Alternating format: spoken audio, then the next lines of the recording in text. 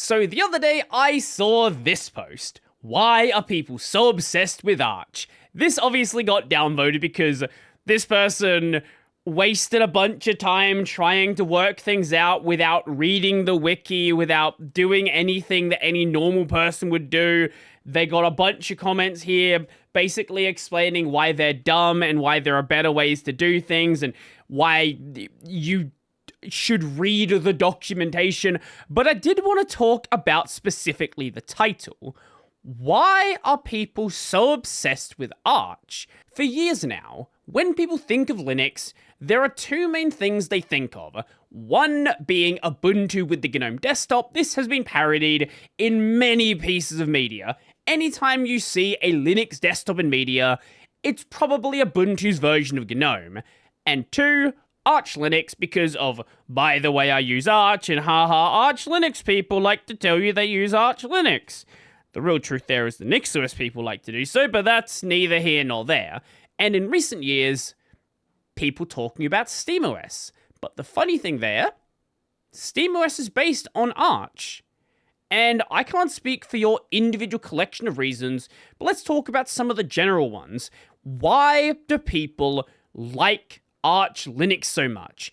And SteamOS, I think, is a great segue into at least the distro development side. If you're in the mood to build a distribution, Arch Linux provides a really good baseline to do so, not because it does a million different things for you, but exactly the opposite of that.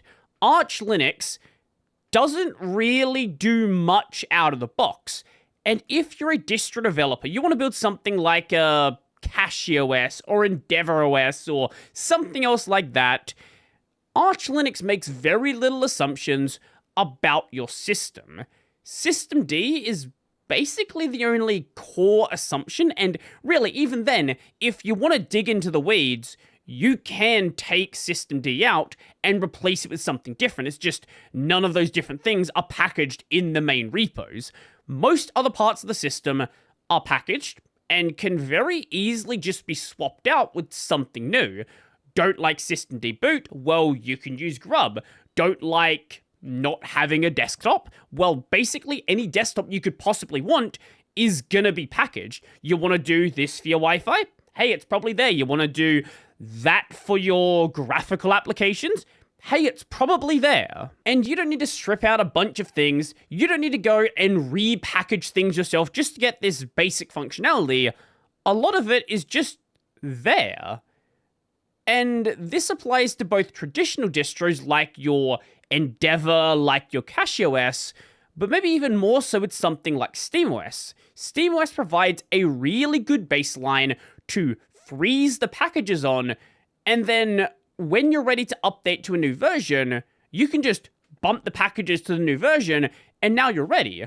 And if you're building something like KDE Linux, for example, you can have up-to-date dependencies to make it very easy to work on. But this is something that also applies to the user as well. I can't speak for anyone else, but I picked Arch Linux because I didn't want a well-crafted and curated system.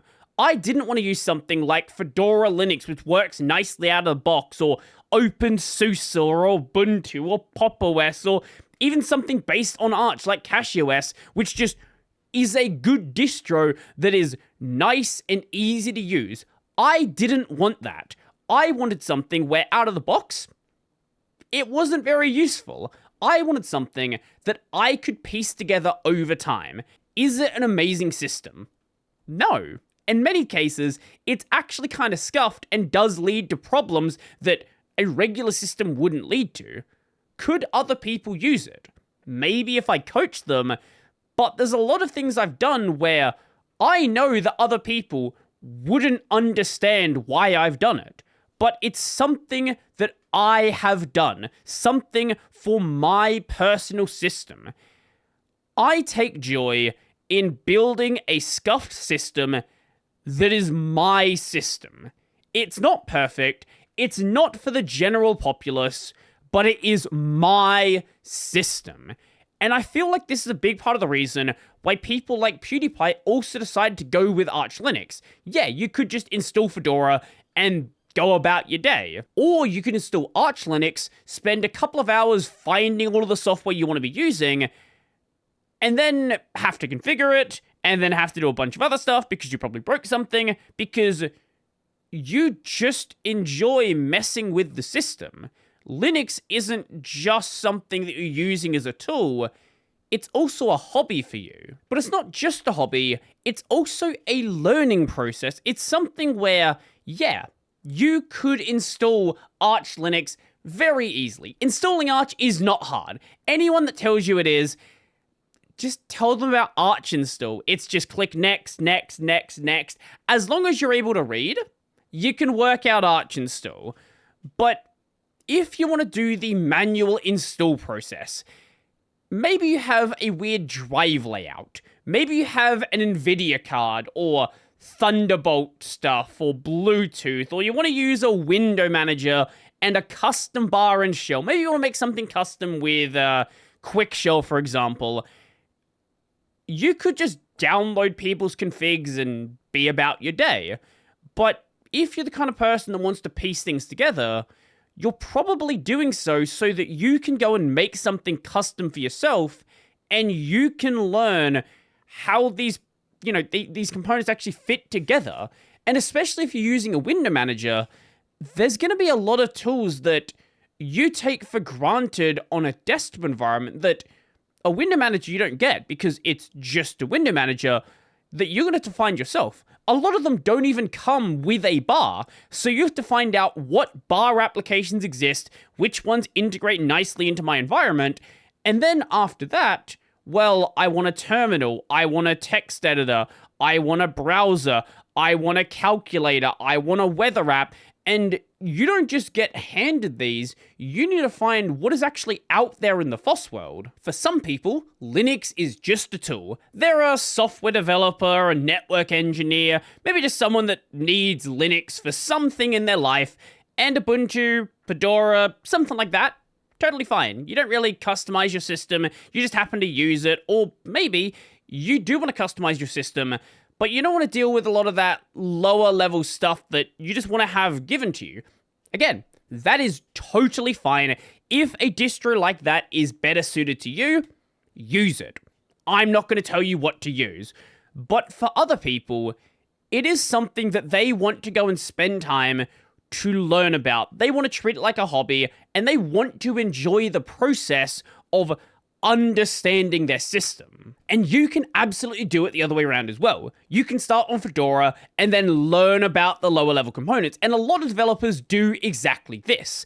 But there's nothing wrong with either of these approaches, starting from nothing and building up, or starting from everything and then working down. On that note, there's also the matter of package availability. Now, the biggest repo on Linux, unquestionably, is the Nix repo. The Nix repo is absolutely massive. There is no debate over whether it is or not. There is some debate about the quality of the packages, but the Nix repo is absolutely massive. After that, we have places like the AUR on Arch Linux, the Arch User Repository. And yes, it has its flaws. Yes, there have been malicious packages found.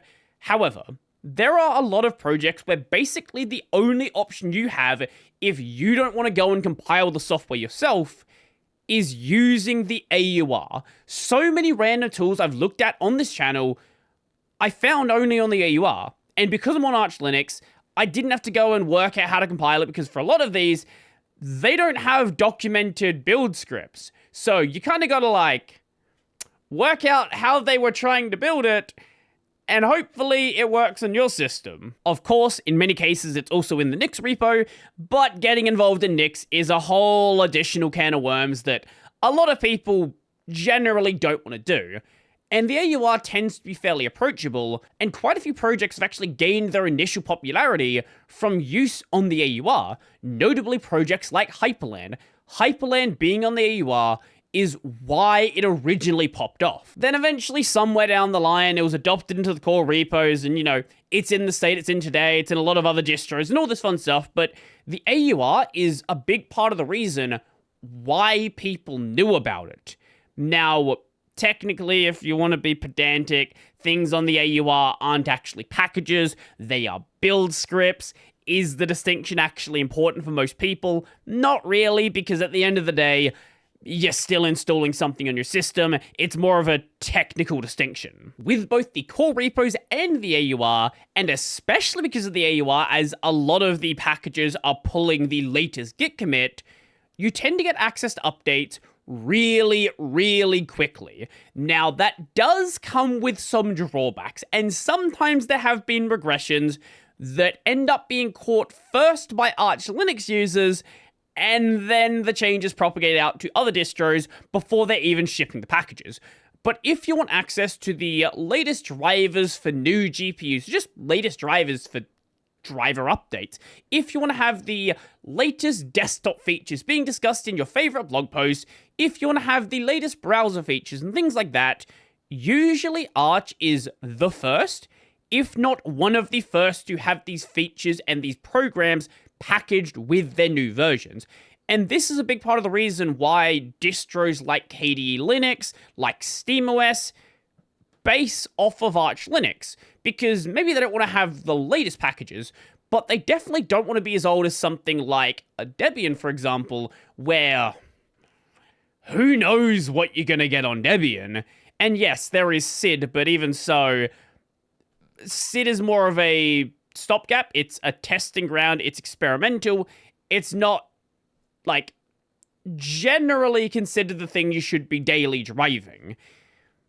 This, if you're a distro builder, if you're a distro developer, gives you access to very fast updates without having to go and package things yourself, and then you can choose anywhere along that timeline that you want to stop, and you want to pin those changes until you want to go and release your next image. And we can't forget the Arch Linux documentation, the Arch Wiki. Now, this, in many cases, is still going to be valuable outside of the world of Arch Linux, but the documentation is flavored towards Arch, and this is one of, if not the most respected wiki available on Linux. Now, I think the Gentoo wiki deserves a lot more credit than it gets. I think a big part of the reason why it doesn't is Gentoo just isn't as popular as Arch, and obviously with Gentoo being the way it is, a lot more of the documentation is Gentoo flavored regarding build options and things like that, which generally aren't really relevant to most other distros. But outside of that segment,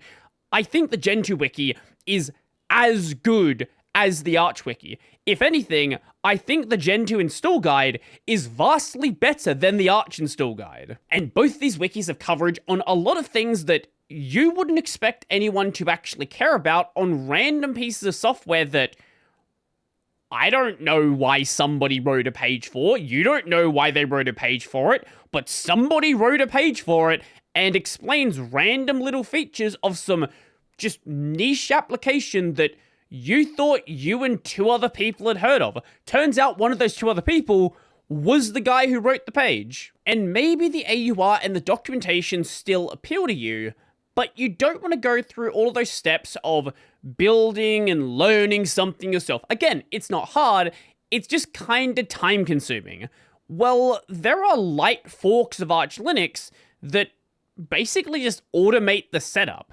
Things like EndeavourOS, CachyOS, Garuda, things like that, where at its core, it's still just literally Arch Linux. I don't include Manjaro in that camp because Manjaro does have its own custom repos, and that can lead to the updates getting desynced from the regular Arch Linux, and that can cause issues with the AUR. But when basically the only difference is some stuff is pre-installed, but most of the packages come directly from the Arch repos, really, it's basically just an install script for Arch Linux, and that's what CachyOS is. That's what EndeavourOS is. That's what Garuda basically is. And there's nothing wrong with using one of these distros. You're still getting the power of Arch Linux. It's just saving you a bit of time.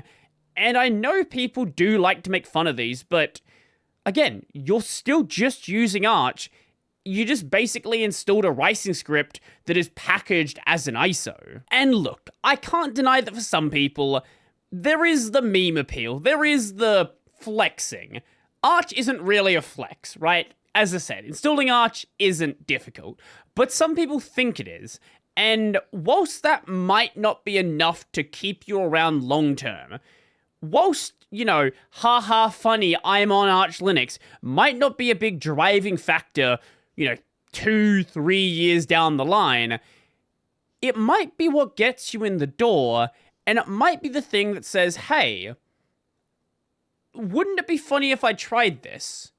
And then you realize, oh, this was actually a good idea, and then you keep doing so anyway. But what about yourself? If you happen to be an Arch user, or you happen to be interested in using Arch, or maybe you're using something based on Arch, why are you obsessed with Arch? Why do you tell people that, hey, this isn't actually that difficult, and maybe it's worth giving a shot? I would love to know. So if you liked the video, go like the video. If you really like the video and you want to become one of these amazing people over here, check out the Patreon, subscribe to Daily Bearer Pay, linked in the description down below. That's going to be it for me, and I'm obsessed.